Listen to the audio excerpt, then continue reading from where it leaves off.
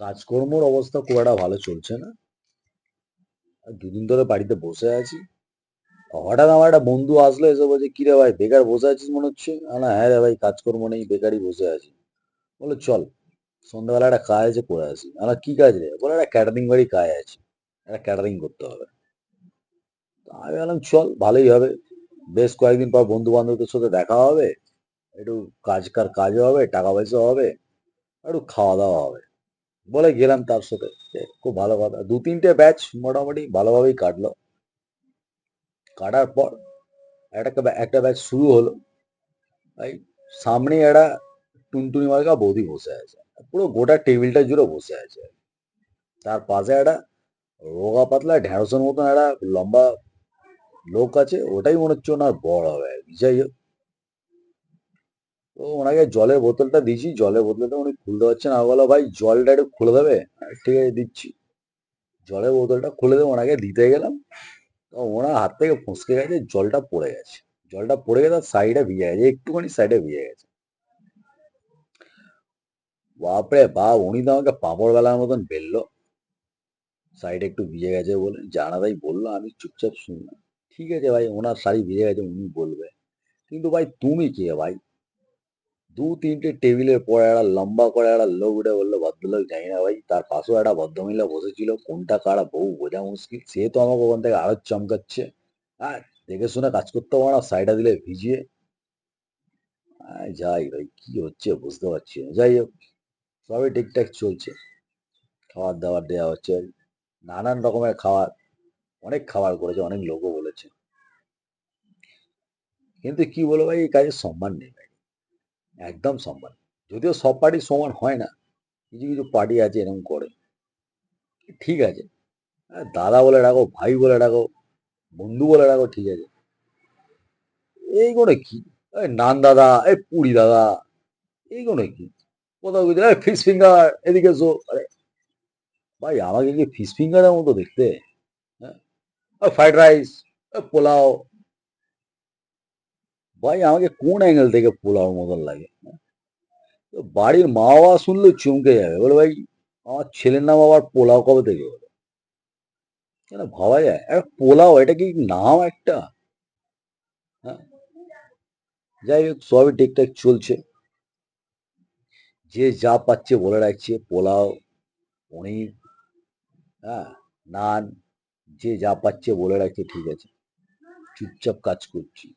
ভাই, যেই মটনটা নিয়ে ঢুকেছে খেলার শুরু। ভাই, মটনের এত ক্ষমতা মাইরি, কি বলবো।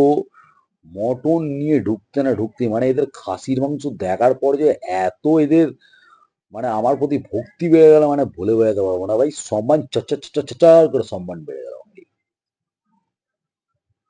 মানে ওই টুনটুনি বৌদি তো তখন আমাকে মিষ্টি করে ডাকছে, ভাই একটু এদিকে আসবে, আমাকে একটু সলিড পিস দেখে দেবে। হ্যাঁ, হ্যাঁ, এটি চর্বি দেখে পুরো পাতটাকে ভর্তি করে নিলাম বাইরে।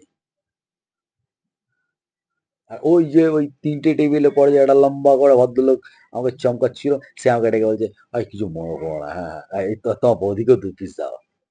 ভাই, আমি তো অবাক। ভাই, এটা তোমার বউ, তাহলে ওনার জন্য এত কেন বলছিলে তুমি? যাই হোক, একটা দূর থেকে একটা বয়স্ক লোক আছে, "এ ভাই এদিকে এসো, এদিকে এসো।" আমি গেলাম। তুই একটা দাঁড়া বুঝলি, আমার একটু বেশ ভালো ভালো কটা পিস দে তো। এই যে বিয়েটা হচ্ছে না, এই বিয়ের ঘটকালিটা আমি করেছি, বুঝলি তো? আমি হচ্ছে এদের ঘটক। ওর কি বিয়ে হয়ে গেছে? আর না কাকা, বিয়ে হয়নি। তোর একটা ভালো মেয়ে দেখে দেবো, আর একটু ভালো ভালো পিস দেখে দেবে, একটা নেট নেট পিস দেখে দেবে, সলিড জায়গা বলে। আমি তো অবাক মাই। ঠিক আছে, সবই ঠিকঠাক চলছে। আর শেষ পাতে রসগোল্লা দিচ্ছি, একটা ঠাকুমাকে 4 পিস রসগোল্লা দিচ্ছি। দেওয়া মাত্রই জাস্ট ঘুরেছি একটুখানি, ঠাকুমা বলছে, আরো 4 পিস দিয়ে যাও। ঠাকুমা, এই তো 4 পিস দিলাম।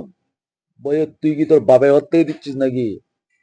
আলে, ও মা, আবার 4 পিস দিয়েছি। 4 পিস দিয়ে ঘুরতে না ঘুরতে আবার ডাকছে, বলছে, এখানে একটু দাঁড়িয়ে যাবো না, আরো 4 পিস দাও। আমি বলছি, ঠাকুমা এই তো দিলাম, খেলেন কখন? ও বাবা, দেখছি ঠাকুমার চেয়ারের তলা থেকে একটা প্যাকেট বার করে টাবার টাবার রসগোল্লা ওনাকে পুড়ছে। ভাবা যায়? যাকে, সব ঠিকঠাক চলছে।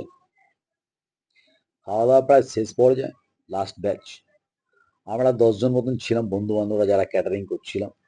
এবার আমাদেরকে তো কিছু খেতে হবে পেটে, কিছু খাওয়া দাওয়া করে দেবে, আমাদের বেরোতে হবে। এবার আমরা মোটামুটি খাবার দাবার রেডি করে এবার একটু খেতে বসবো, ব্যাস সেই সময় চলে আসলো ছেলের বন্ধুরা।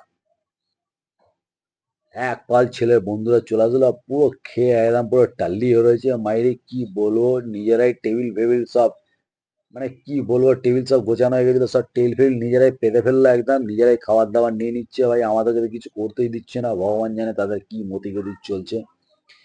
নান, puri, fried rice, chicken, mutton, fish fry, আলু, মানে সব মোড়া একদম পুরো মেখে মুখে একদম পুরো দধিকর্মা বানিয়ে ফেলেছে। ভাই কি খেলো কি খেলো না ভগবান জানে, পুরো একদম ল্যাবড়া ল্যাবড়িং করে একদম পুরো টেবিল ফেবিল পুরো ঘেঁটে ঘ করে দিয়ে একদম চলে গেল। আমরা তো ভাই অবাক। এবার আমরা খাওয়া দাওয়া করবো মোটামুটি, নিয়ে একটু খেতে বসবো কিনা ছেলের বাবা হাজির।